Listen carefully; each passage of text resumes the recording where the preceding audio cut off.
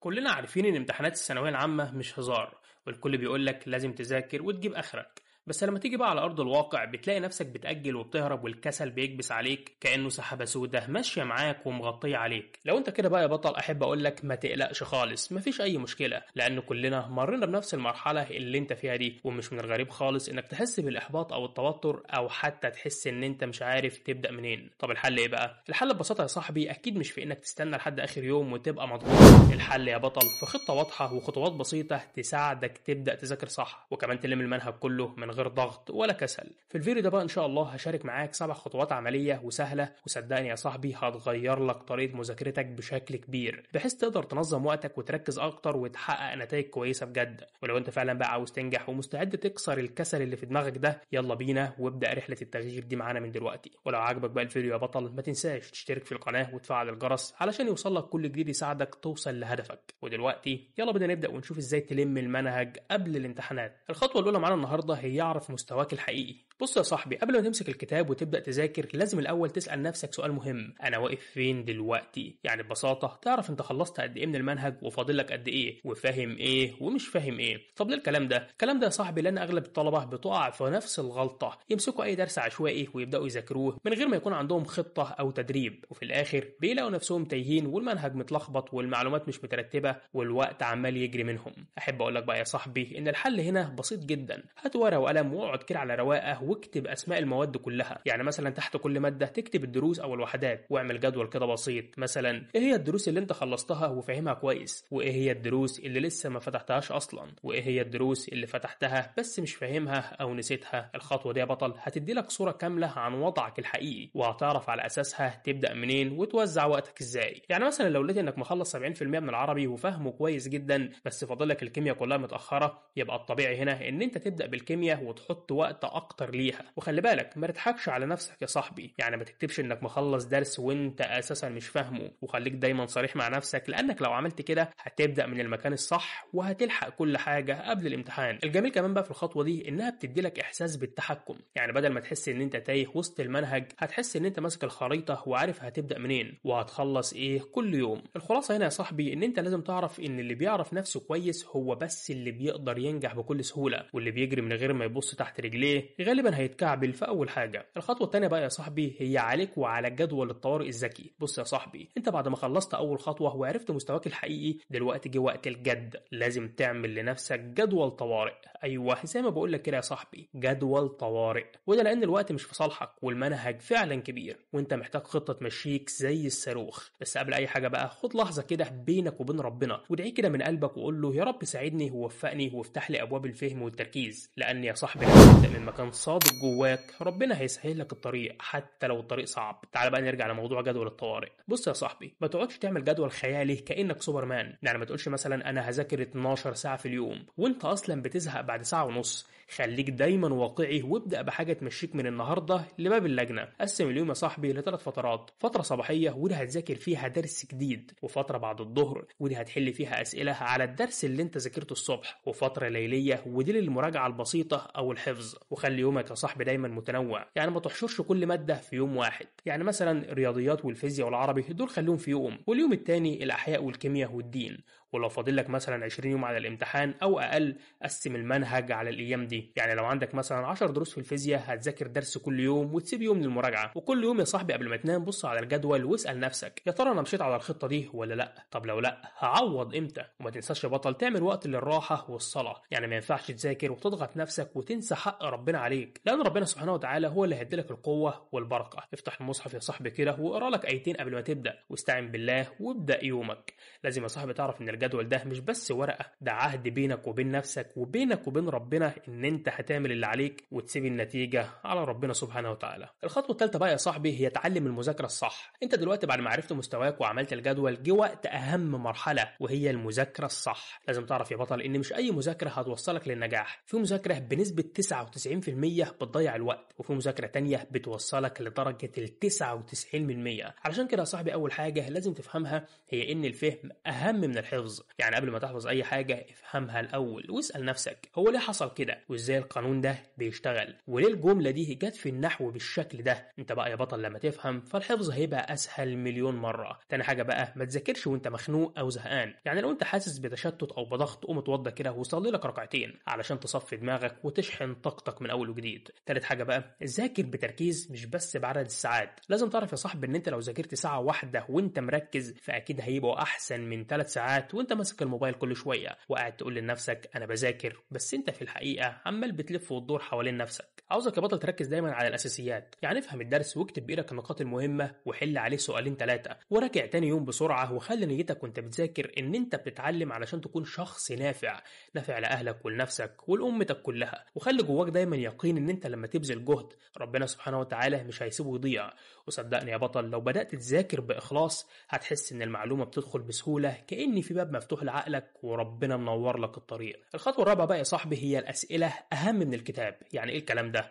بص يا صاحبي في قاعده كده بسيطه بس خطيره جدا لازم تاخد بالك منها كويس، وهي ان اللي بيحل اكتر هو اللي بينجح. اللي بيقعد يحل ويغلط ويتعلم من غلطه هو ده اللي بيكسب في الاخر. الكتاب يا صاحبي مهم طبعا ما قلناش حاجه، بس الاسئله اهم. طب ليه الكلام ده؟ لان الامتحان مش هيجي لك نص الكتاب. الامتحان يا صاحبي هيقيس انت فهمت ايه من الكتاب وعرفت تطبق ازاي وتعاملت مع السؤال ازاي. فلو عاوز بقى تلم المنهج بجد لازم تبدا من دلوقتي وتحل اسئله كتير، اسئله على كل درس واسئله كل يوم. وانت بتحل الاسئله لازم تعرف يا بطل ان اسئله كتاب المدرسه ضروريه جدا، واسئله الامتحانات اللي فاتت اهم واهم، والاسئله اللي في الكتب الخارجيه اوعى تسيبها. اختارها يا صاحبي واختار منها بعنايه، وابدا بالسهل وبعدها اطلع على المتوسط وادخل على الصعب وانت جاهز. وكل ما تغلط ما تتضايقش لان ده طبيعي جدا، وده لان الغلط مش عيب. الغلط يا صاحبي ان انت ما تتعلمش منه. فخلي عندك بقى نيه انك في كل سؤال بتحله سواء جاوبته صح او غلط انت كده بتقرب خطوه من هدفك، بتاخد بالاسباب وبتبني طوبه في طريق نجاحك. وخلي دايما يا صاحبي ورقه فيها الاسئله اللي غلطت فيها وراجعها من وقت للتاني علشان ما تتكررش وتفضل دايما فاكرها. ولو حسيت يا صاحبي ان انت تايه او مش قادر تحل اقعد لحظه كده وقول يا رب علمني وفهمني ووفقني، وكمل يا صاحبي لان ربنا وعد ان اللي بياخد بالاسباب هيلاقي النتيجه في الاخر. الخطوه الخامسه بقى يا صاحبي هي لازم تعرف ان المراجعه فن مش حفظ. بص يا بطل في ناس كتير بتفهم غلط فاكرين ان المراجعه يعني ان انت تمسك الكتاب وتقعد تعيد فيه وتزيد فيه زي ما هو. لا طبعا يا بطل اوعى تعمل كده، وده لان المراجعه مش اعاده، المراجعه هي تنظيم دماغ. طب يعني ايه الكلام ده؟ يعني انت دلوقتي ذاكرت وفهمت وحليت الاسئله، علشان كده بقى لازم تيجي مرحله ان انت تبدا ترتب المعلومات دي جوه دماغك وتعرف تفكر بسرعه تحت ضغط. بص يا بطل خليني اقول لك كده على معلومه مهمه جدا، انت مش محتاج تراجع كل كلمه لكن لازم تراجع كل فكره.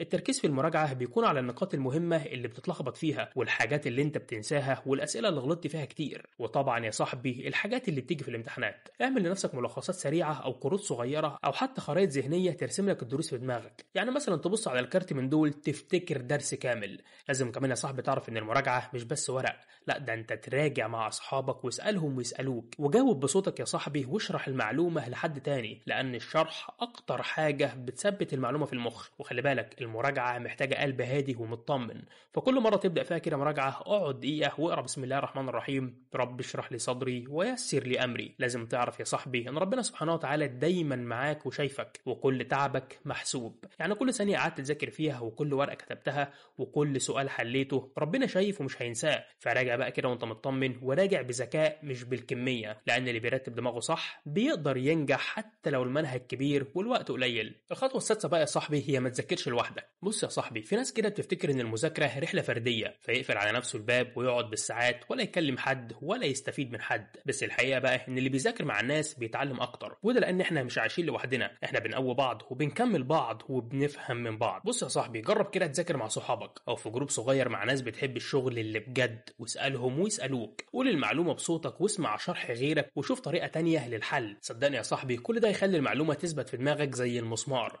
لكن خلي بالك ما تذاكرش مع اي حد، اختار الناس اللي زيك اللي عايزين ينجحوا واللي مش هيضيعوا وقتك. اختار ناس بتشجعك وتخليك تقول انا كمان عاوز عاوز اذاكر واكون احسن. وجربوا كده بعد المذاكره تصلوا جماعه حتى لو ركعتين بس، لان العباده مع بعض بتقوي القلوب وبتفتح لك باب الطمانينه. لازم تعرف يا بطل ان المذاكره مع الصحبه الصالحه مش بس هتفيدك علميا، ده كمان عباده، لان نيتك هنا ان انت تساعدهم وهم يساعدوك، وربنا ان شاء الله هيجازيكم انتوا الاتنين خير. ولما تتزنق يا صاحبي في اي حاجه مش فاهمها ما تقعدش تعافر لوحدك بالساعات، لا اسال على طول وما تتكسفش، وشوف فيديو شرح او ابعت لمدرس او اسال صاحبك. وده يا صاحبي لان اللي مش عارف بيتعلم بالسؤال. الخطوه السابعه بقى هي خلي ثقتك في ربنا ثم في نفسك. بص يا بطل، انت مهما ذاكرت واجتهدت في النهايه الثقه الكبيره لازم تكون في ربنا سبحانه وتعالى، لان ربنا سبحانه وتعالى هو اللي بايده الامور كلها، ومفيش اي حد هيقدر ينجح غير باذنه. علشان كده بقى يا بطل، انت لما تقرر تذاكر وتشتغل لازم تخلي توكلك على الله، وتعرف ان النتيجه كلها بايده سبحانه وتعالى. الثقه بالنفس مهمه جدا، لكن مش معنى كده ان انت تبقى متكبر او متوهم ان انت مش هتفشل، لان الثقه الحقيقيه بتيجي لما تكون عارف انك عملت اللي عليك وفضلت تسعى وساعدك ربنا. يعني يا صاحبي تعمل اللي عليك وتدعي ربنا وتتوكل على الله، وكمان تخليك فاكر ان الفشل مش نهايه الطريق، الفشل درس ربنا بيهديهولك. انا بقول لك كده يا بطل عشان لو حصل لك حاجه غلط او حسيت ان الامتحان صعب ما تزعلش ولا تيأس، خليك دايما صابر وشاكر، والفرج ان شاء الله جاي. وغير كده بقى يا صاحبي حاول دايما تفتكر هدفك الحقيقي من المذاكره، مش بس علشان درجات، لا ده كمان علشان تحقق حاجه لنفسك ولعيلتك والمجتمع كله. واختم يومك دايما بالدعاء ده: اللهم لا سهل الا ما جعلته سهلا وانت تجعل الحزن ان شئت سهلا. ده يا صاحبي هيطمن قلبك ويخليك تواجه اي تحدي واقف قدامك. بص يا بطل، انا كده خلصت السبع خطوات، بس قبل ما تسيب الفيديو ده خليني اقول لك كده حاجه مهمه جدا لازم تخليها في دماغك طول الوقت: النجاح مش هينزل عليك بالساهل، ولا هتوصل له وانت نايم او بتكاسل. النجاح محتاج عزيمه ومحتاج تعب ومحتاج صبر ومحتاج اراده تكسر كل العقبات اللي قدامك. انا عارف ان المذاكره ساعات بتبقى متعبه، ساعات بتحس ان الكتاب كبير وان الوقت قليل وان الضغط كبير، بس عايزك تفتكر حاجه بسيطه جدا، وهي ان كل دقيقه بتقضيها وانت بتذاكر فيها، وكل ثانيه بتصبر وتكمل، وكل ورقة بتحلها، وكل معلومة بتفهمها بتقربك من حلمك. وما تصدقش يا بطل ان طريق النجاح سهل. الناس اللي نجحوا في حياتهم ما كانوش اذكى منك ولا كانوا اسرع منك، لكن هم كانوا عندهم حاجة اسمها الاصرار. الاصرار يا صاحبي هو اللي بيخلي الواحد يقوم كل يوم ويذاكر ويحاول ويكسر الكسل حتى لو تعبان او زهقان. لازم تعرف يا صاحبي ان انت مش لوحدك في المعركة دي، وان كل طالب بيعدي بنفس التحديات اللي انت فيها، لكن الفرق بقى ان اللي بينجح هو اللي بيعرف يسيطر على نفسه ويبعد عن الفشل وبيبذل كل طاقته. وصدقني يا بطل مش هتندم لو بدأت من دلوقتي حتى لو حاسس ان الوقت ضيق. المهم يا صاحبي ان انت تبدأ وعدي اول خطوة، وبعدها صدقني هتلاقي الحماس بيزيد والثقة بتكبر والنجاح بيقرب. وبص كمان يا صاحبي للنصايح اللي خدتها في الفيديو ده وطبقها واحدة واحدة كده، ومش لازم تحط كل حاجة مرة واحدة، خدها خطوة خطوة، وعلى قد ما تمشي هتلاقي نفسك بتحقق اكتر واكتر. وخلي عندك دايما ايمان قوي ان ربنا سبحانه وتعالى معاك. ربنا يا صاحبي هو اللي بيسهل الصعب وهو اللي بيرزق اللي بيسعى. ولما تحس ان انت زهقت او مش قادر قول لنفسك ربنا معايا وهيسهلها عليا ان شاء الله. وما تنساش يا صاحبي دايما تفتكر النية، وهي ان انت بتذاكر مش بس علشان تنجح في الامتحانات، لكن علشان تحقق حلمك وتفتح لنفسك باب لمستقبل احسن وتبني بيه حياتك وتفرح اهلك وتكون فخور بنفسك. ولو وقعت في اي لحظة ما تتكسفش ولا تيأس، لان كلنا بشر وكلنا بنغلط، لكن المهم يا صاحبي ان انت تقوم تاني وتمشي وتحقق اكتر. واخيرا بقى خلينا اقول لك انت تقدر، انت قوي جدا لو بس بقيت مؤمن بنفسك. النجاح يا صاحبي مش حظ، النجاح حاجة عاوزة شغل ومجهود، وانت دلوقتي على اول الطريق. فقوم بقى كده وما تكسلش، وخد ورقة وقلم واكتب هدفك واكتب حلمك وابدأ اتحرك عليه. ومع كل خطوة صغيرة بتاخدها خلي في قلبك دايما الامل والتفاؤل، وابعد عن الكسل والتأجيل، لان الوقت مش هيرجع والفرص مش دايما بتتكرر. ربنا يوفقك يا بطل ويثبتك ويوسع صدرك وتحقق كل اللي نفسك فيه ان شاء الله. وما تنساش بقى تشترك في القناة وتفعل الجرس علشان يوصلك كل جديد عن تطوير الذات. وكمان يا صاحبي ما تنساش تشارك الفيديو ده مع صحابك اللي محتاجينه بالفعل. اشوفكم بخير.